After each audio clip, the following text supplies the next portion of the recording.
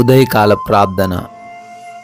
మహోన్నతుడా, మహాశక్తి సంపన్నుడా, మమ్మల్ని అత్యంత మిక్కిలిగా ప్రేమిస్తున్న, కాపాడుతున్న మా దేవా, మీకు స్తుతులు తండ్రి, మీకు స్తోత్రాలు, వందనాలు చెల్లిస్తున్నాం ప్రభువా.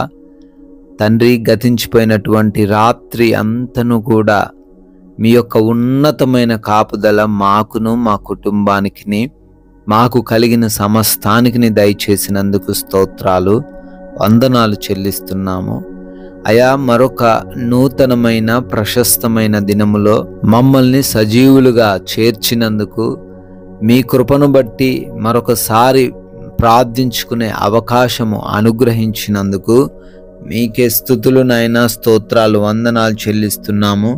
ఈ రోజును చూడలేక అనేక మంది గతించిపోయారు తండ్రి, అయినా మమ్మల్ని ప్రేమించిన విధానాన్ని బట్టి స్తుతులు చెల్లిస్తున్నాం ప్రభువా. ఎస్ లార్డ్, నీవు నా ఎదుట చేసిన ప్రార్థన నేను అంగీకరించి ఉన్నాను అని రాజుల 2వ గ్రంథం 19వ అధ్యాయం 20వ వచనం ద్వారా ప్రభువా మీరు సెలవిస్తున్నారు.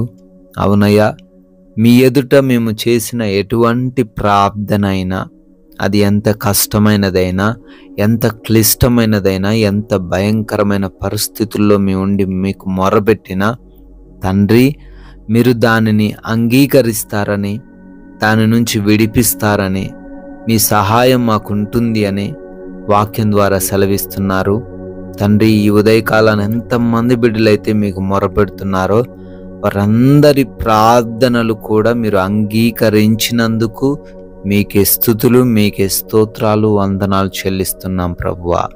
ఆయన ప్రార్థిస్తున్నాం, ఈ రోజున వారి ఆలోచనలను స్థిరపరచండి, వారి ప్రయత్నములను సఫలపరచండి, వారి కార్యములలో మీ దీవెనలను కుమ్మరించండి ప్రభువా. అయ్యా, ఈ రోజున మేము చేస్తున్న మా పనులను బట్టి అడుగుతున్నాం నాయనా, ప్రతి పనిని అయ్యా ఆశీర్వదించండి, జ్ఞానయుక్తముగా ముందుకు వెళ్ళడానికి సహాయము దయచేయండి. ఎక్కడ కూడా వెనకబడిపోకుండా ముందుకు సాగే కృప, సహాయం మాకు దయచేయండి ప్రభువా. ప్రతి బిడ్డ కూడా 100 ఆశీర్వదింపబడుటకు సహాయం అనుగ్రహించండి. ఆగిపోయి ఉన్న పనులు కూడా తండ్రి మరల పునరుద్ధరింప చేయండి.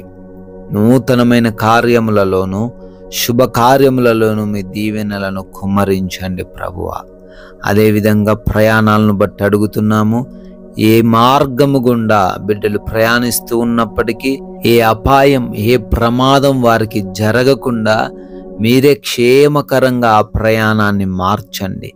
మరలా సురక్షితముగా గమ్యస్థానాలకు చేరడానికి సహాయము దయచేయండి నాయనా. అయా, ఎవరైతే గృహాలలో ఒంటరిగా ఉంటున్నారో వారందరిని బట్టి అడుగుతున్నాం, వృద్ధులు, చిన్న బిడ్డలు, గృహిణీలు, యవన బిడ్డలు, అయా మీ కాపుదల వారందరికీ దయచేయమని అడుగుతున్నాం ప్రభువా.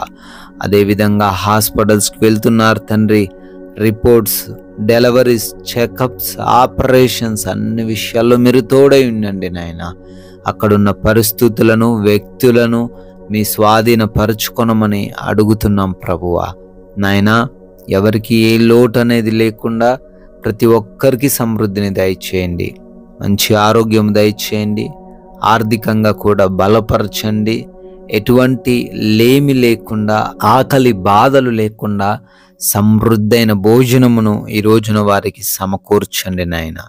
ఈ రోజున మా మాటలు, మా క్రియలు, మా ప్రవర్తన సమస్తము కూడా మీ నామాన్ని మహిమపరచడానికే సహాయం దయచేయండి. మీకు విరోధంగా, మీకు ఆయాసకరంగా మేము ఎవ్వరము ఉండకుండా కృప దయచేయండి అయా. ఈ లోక ఆకర్షణలో పడి పాపంలో పాలిభాగస్తులై ఎవరు కూడా జీవించకుండా నాయన, ప్రతి బిడ్డకు తండ్రి వాక్య జ్ఞానాన్ని దయచేయండి తండ్రి. సాక్ష్యము విషయంలో జాగరూకులమై ఉండుటకు కృప దయచేయండి తండ్రి. నాయన, ఈ రోజున సమాధానకరమైన, నెమ్మదికరమైన, ప్రశాంతమైన జీవితాలు ప్రతి ఒక్కరికి దయచేయండి. ఎటువంటి కలవరాలు లేకుండా, ఎటువంటి టెన్షన్స్ వారు పడకుండా, ఎటువంటి విభేదాలు ఎవ్వరితో కలిగి లేకుండా కృప దయచేయండి నాయన.